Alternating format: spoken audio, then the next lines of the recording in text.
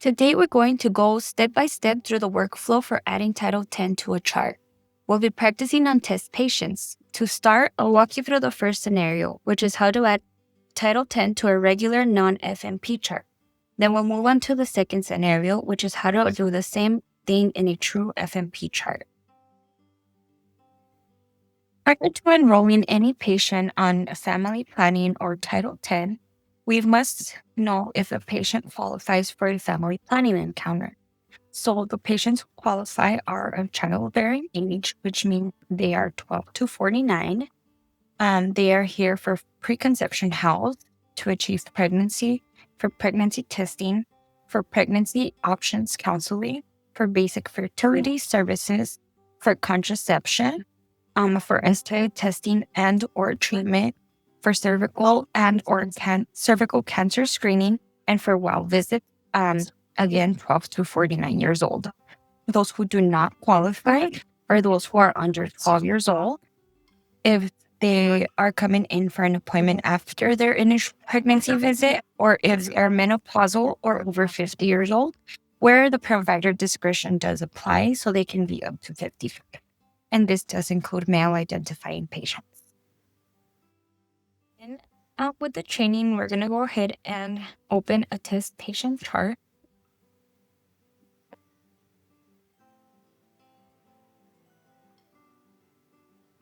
As we're in the patient's chart, at the top left corner, I'm going to click on their name, which will take you to their main demographic information. From here, pause for a moment and carefully make sure all of the information in the chart is correct and up to date. This includes things like their address, date of birth, phone number, and any contact information. Accuracy here is important because everything else we do depends on the information being correct. Now, if the patient does not currently have insurance, or if they're being seen specifically for a true Title 10 visit, then we will need to add Title 10 as a new insurance in the chart. Before we do that, you can start with the UDS section. Again, pause for a moment and make sure that the top section looks accurate. And you should have all the information to fill out the next following steps through the application that you and the patient should have completed to enroll them in the program. So first, make sure that there's a head of household. In this instance, it will be the patient. We'll start with the family information, which will be the income. We'll add new. We'll say this patient is making $16,000 annually. The verified date will be 1 day from today.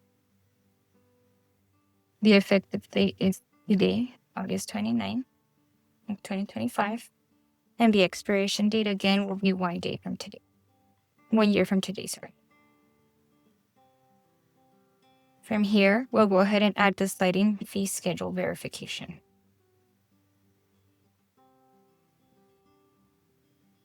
We'll choose the one that says Title 10.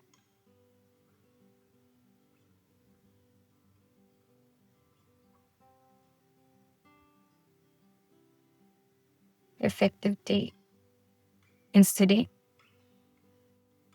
Expiration date is 1 year. In many instances, the family information has already been added, or the income has already been added for someone that applied to the medical sliding fee. So in that instance, we'll only be adding the sliding fee schedule verification and not the income. Just making sure that whatever the patient did report is still accurate to add to our Title 10. And sometimes this does take a little while to come up. Once we're done with UDS, we'll go back to the demographics section and we'll add a new insurance.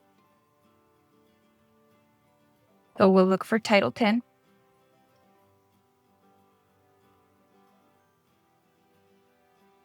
For the HIC or policy number, we'll add again Title 10. The effective date will be today, which is very important to add, and also important to add the expiration date. On the note, we're going to add Title 10, the income, which we already know is 16,000. The household size, which was 1, and if possible, the FPL, which will be obtaining by dividing the patient's income with the DHHS poverty guidelines for the corresponding family size income. So in this instance, it would be 16,000 divided by 15,650.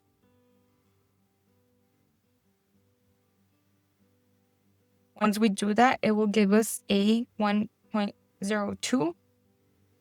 Once we have that, we'll multiply it by 100 and get the 102.24% for FPL. So given that we have already gotten the FPL, we'll go back to our sliding fee grid that we should have for Title 10, and you can also find on the internet. And for 102 on a household of 1, the patient will be on the second tier, making them have a copayment of $20. So we'll go ahead and also add the patient's copayment if there is one. Sometimes even when they don't have a copayment and it's 0, I still will add this. So we'll go ahead and, oh, sorry, I didn't put 20.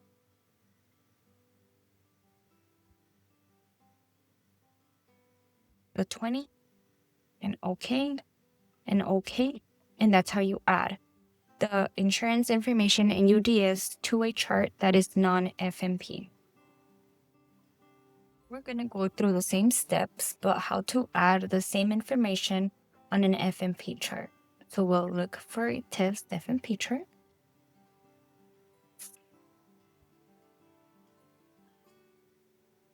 Betty. So as you can tell, Betty is a 27-year-old patient. So here, this is an adult patient who requested confidential services.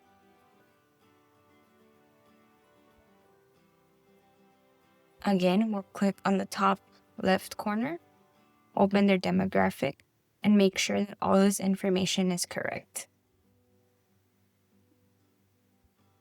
For FMP charts, there is an extra layer of importance around confidentiality. In particular, we have to pay attention to the patient's address and phone number. So always check with the patient to confirm that the address and phone number in the chart are the ones they feel safe using. If they do not feel safe using their personal address, you can use alternatives such as the address of the nearest clinic for the patient or the admin office address. Personally, I often use the admin office address because it is simple and reliable. And for the phone number, use one that the patient is comfortable providing. It might be their personal number, but sometimes they want to use a different one for safety reasons. So it can be their friend's number, their uncle, their aunt, whoever they're safe to having that number. So this does come up with a lot of minors. Many minors don't feel comfortable using their home address or phone number, but remember, again, this an FMP chart is not only for minors. Every patient is different, no matter their age, so always confirm what they're comfortable with. So once you've updated the demographics and confirmed the information, you'll go through the same steps as before, starting again with the UDS section. Here, just like in the first scenario, you must attach the income information, so the family information, to the Title 10 sliding fee schedule verification. Don't forget, you should always enter the effective date and the expiration date so the information is complete and accurate. So for the FMP, it will be the same as before. We'll add the family information. So we'll say Betty's not working, and we'll just add the verifications. So she's not making any income.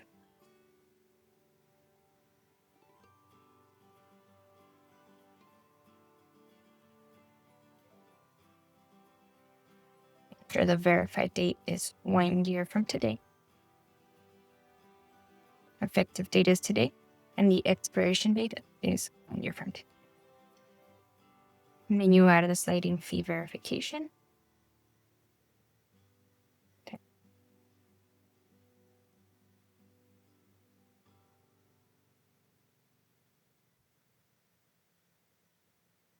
say okay.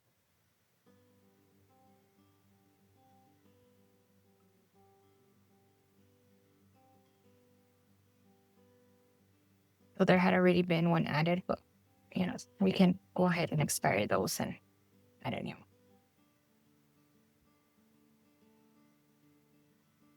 Now we can go back to the demographics and add the insurance. Again, Title 10.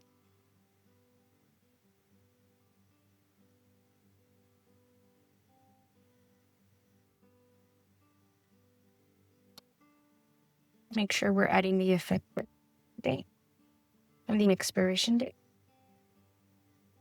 and the note. So in front, they are not working, so it's 0.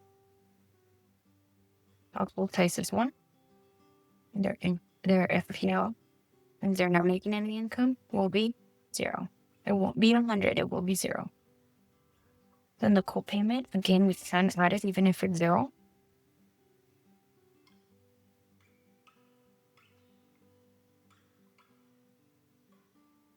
And that is how you add Title 10 to an FMP chart. And before I click out of the chart, I did want to go through an example of when Title 10 has already been added. So say, for example, this was a 29/2023, and there was no expiration date. Sometimes we do see this on charts where it doesn't have an expiration date, or sometimes it doesn't even have an effective date. And when we go in, what will happen, even if it was added on the August 29th of 2023, it'll come up here. So say, for example, this was added on 8/29/2023. So therefore, this insurance will expire on 8/29/2024, correct? But if right here it's telling me 2023, we shouldn't be able to do modifications on it. I do see in some instances where here it is saying it was added on 2023, and we go ahead and do this. So we date it, which should not be happening. So this, if it has already expired, we should not be updating it. We should just go ahead and add a new insurance and go through the same steps that I already provided. So I wanted to add the application form and the income worksheet so you guys have a visual of what it looks like. And the majority of the time, the patient will fill out all the yellow areas and the employee will fill out the green areas. This is where patients provide their basic information, their household details, and insurance status.